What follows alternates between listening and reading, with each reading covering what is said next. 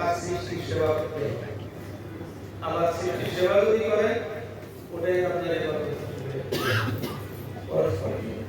আল্লাহ কিন্তু আমাদেরকে এই সূরা বাকারাতে 30 নম্বর আয়াতে 30 নম্বর আয়াতের পরে থেকে যেটা বলতে চেয়েছেন যে আমি পৃথিবীতে খলিফা অর্থাৎ প্রতিনিধি পাঠাচ্ছি। তো এই প্রতিনিধিটা হচ্ছে এরকম যে আমি তার সৃষ্টি তার তাদেরকে আমি সেবা করব, তাদের আমি সহায়তা করব। এটা এখানে আমরা সেই হাদিসের কথা জানি যে একজন ক্ষুধার্ত ব্যক্তি আল্লাহ যখন বললেন যে আমি ক্ষুধার্ত ছিলাম, তুমি আমাকে খাবার দাও, আপনি মহান আল্লাহ, আপনি ক্ষুধার্ত কিভাবে, আপনাকে কিভাবে বললেন আপনার পাশে যে ক্ষুধার্ত লোকটা ছিল তাকে যদি ক্ষুধার্ত খাবার দিতে তাহলে ওটাই আমার ঠিক ওইভাবে রোগাক্রান্ত ব্যক্তিকে সাহায্য করা ইত্যাদি। এই কথা থেকে কিন্তু এইটা আসে যে আমরা সবসময় হুকুল ইবাদ অর্থাৎ যে সকলের প্রতি আমাদের যে কাজটা সেটা করাটাই যদি ফরজ দায়িত্ব। রাসূল সাল্লাল্লাহু আলাইহি ওয়াসাল্লাম যে হুকুল গ্রহণ করেছিলেন সেটাও কিন্তু ওই উদ্দেশ্যে যে যারা নানান ধরনের সাহায্য প্রার্থী বা বিপদে আপদে আছে তাদেরকে সহায়তা করার জন্য তিনি নবীন গ্রুপকে তার এদেরকে তিনি একেবারে হুকুল বা এরা গ্রহণ করেছিলেন। আমাদের স্বভাবের একটা ক্রম বা সবকিছু আমি নিজের সেন্ট্রাল আছি বা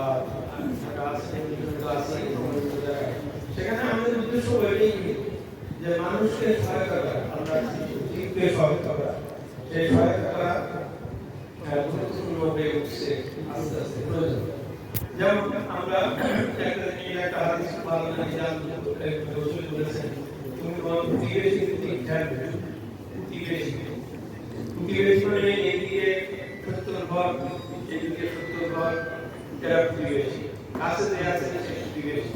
আমরা প্রতিবেশী শব্দটাকে যদি শুধু এইটুকুই করে নিই যে আমার বাড়ির পাশে থাকে সেই প্রতিবেশী, তা না, এর কিন্তু ব্যাপক অর্থ আছে।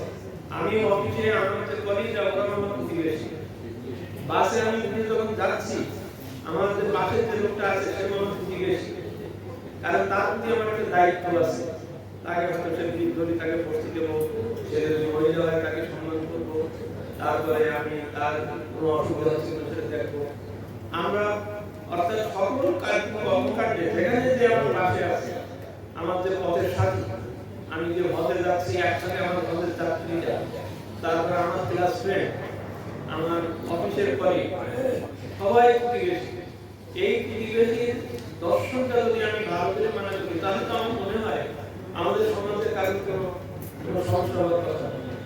আমরা যে আসসালামু আলাইকুম বলে একজনকে নিরাপত্তার কথা বলি, তার কাছে আমরা বলি তিনিও কিন্তু ওয়ালাইকুম আসসালাম, এরকম কিন্তু ঝগড়াঝাটি হতে পারে, বড় কথা নিরাপত্তা দিচ্ছে।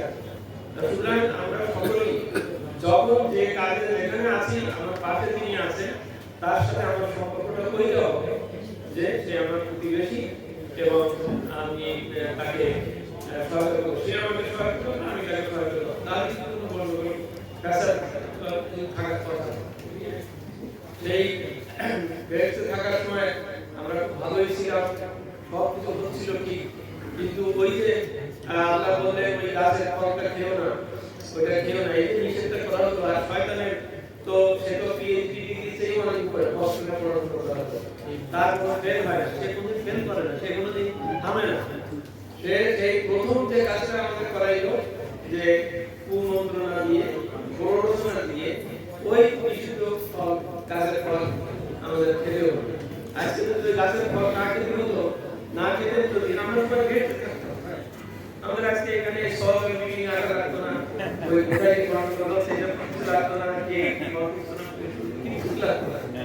কিন্তু শয়তান কিন্তু সেই প্রথম থেকেই আমাদেরকে এই কাজটা করাইছে যে আমার ভিতরে কুমন্ত্রণা দেওয়ার ওই যে আমরা প্রতিবেশী সাহিত্যের কথাটা বলছি, এখন আপনি সারা বিশ্বে দেখেন যত গণগণ হচ্ছে সবই কিন্তু জাস্ট ওই শয়তানের প্ররোচনা। ওই নইলে রাশিয়ার ভিতরে ক্রেমলিন ছিল, করে নিয়েছিল কিভাবে ওই যে যারা যুদ্ধ করছে, তো তারা তারা নিজের দেশের সাথে নিজে যুদ্ধ করতেছে।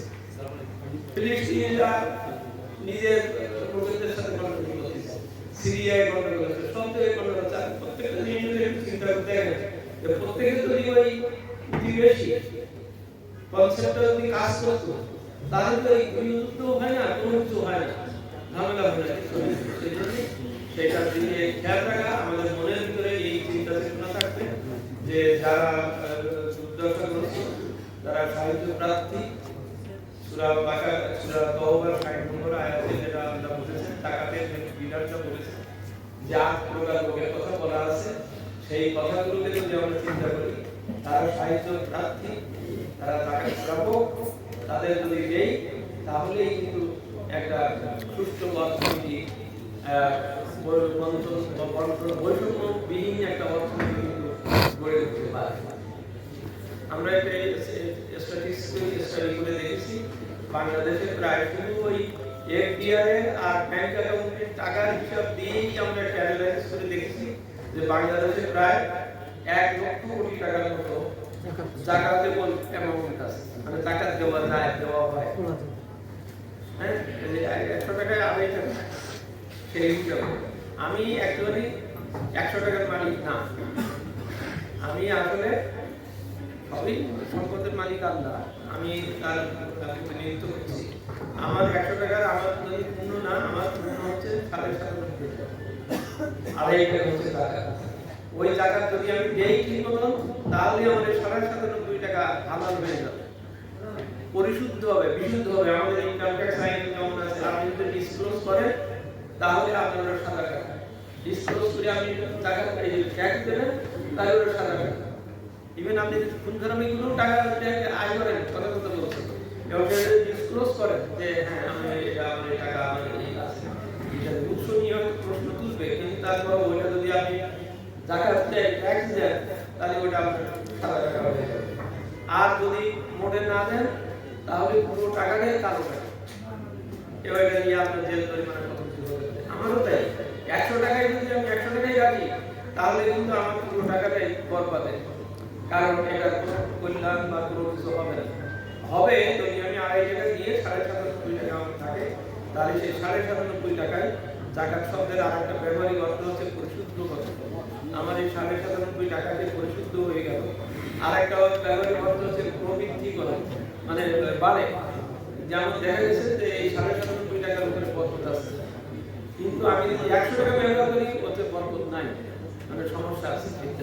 তো সেই জন্য যে যাকাতের কনসেপ্টের থেকে যেটা আসছে, ওটাও আর কিছু না, যে ওই টাকা নিয়ে আমি যদি ঠিকমতো প্রকল্প বানিয়ে যদি আমরা সকলের মধ্যে দিতে পারি, তাহলে ডিস্ট্রিবিউটিভ জাস্টিস তৈরি হয় এবং সমাজে একটা সাম্য এবং সবকিছু তৈরি হয়ে আসে। এই জন্যেই আমরা এই কনসেপ্টটা আনছি, এবং এই বিষয়টা এই জন্যে রাষ্ট্র, এই দায়িত্বটা ছিল রাষ্ট্রের, যাকাত নিয়ে খরচ করতে, কিন্তু রাষ্ট্রের উপরে আস্থা নাই, বিষয় নাই। এই বিষয়টা বা পরিবার মানসিকতার পর থেকে এই কনসেপ্টটা কাজ করে, যে রাষ্ট্র টাকা নিয়ে সেই টাকা দিয়ে প্রকল্প বানিয়ে সবকিছু করে। তো ফলে আমরা এখানে পশ্চিমা বিশ্ব বা অন্যান্য নানা ধরনের ষড়যন্ত্র আমাদের জায়গাটা কনসেপ্টটাই আমাদের মাথা থেকে বলিয়া দিয়ে রাখি, হ্যাঁ, আমাদের মাথা থেকে মানে অন্যদিকে নিয়ে গেছে। তো যাই হোক, সেই কারণেই আমরা মনে করি যে এই জাকাতের বিষয়টা, এই অর্থনীতির বিষয়টা যদি আমরা মনোযোগ করতে পারি ঠিক মতো, তাহলে রাষ্ট্র ওই কাজ করবে না, রাষ্ট্র পারবে না, আস্থার অভাব আছে, তার সুযোগ সিস্টেমের ব্যাপার আছে, সেটা পারবে না। তাই যদি পারতো, তাহলে আমরা ইসলামিক ফাউন্ডেশনকে তার যেটা জাকাত ফান্ড আছে, আগে আমরা জাকাতটা কর মুক্ত করে দেওয়ার পরও দেখা গেছে যে সেখানে টাকা জমা দেয় না। আমরা মনে করি যে সওয়াব বা এই জাতীয় প্রতিষ্ঠানগুলো এদেরকে এগিয়ে আসতে হবে, যে তোমাদের কাছ থেকে সাহিত্য সহযোগিতা নিয়ে সেটাকে প্রজেক্ট বানিয়ে আবার ওই দরিদ্রদের, অসহায়দের সকলের মধ্যে পাঠিয়ে হবে। এই জাতীয় প্রতিষ্ঠান যত গড়ে উঠবে, তত আমাদের আমরা এনবিআর থেকে সরকারের কাছে এই দিক থেকে দাবি করছি টাকা, যে আমি মুক্ত করে দেন, টাকাটা কর মুক্ত করে দিয়ে হবে কি, তাহলে টাকাটার উপরে আর কোনো কর হবে না, এটাই কর। হ্যাঁ, মানে এরও এক্সপেন্ডিচার যেটা হবে, কিন্তু ওরা আইনের ভিতরে যেটা করে রাখছে, আপনার একটা রেয়ার দেওয়া হবে, রেয়ার। তার মানে আপনি পুরো হিসেবটা দেবেন, দিয়ে আপনার যা ট্যাক্স হবে ওখান থেকে আমি 15% নেবো না, এইটাই।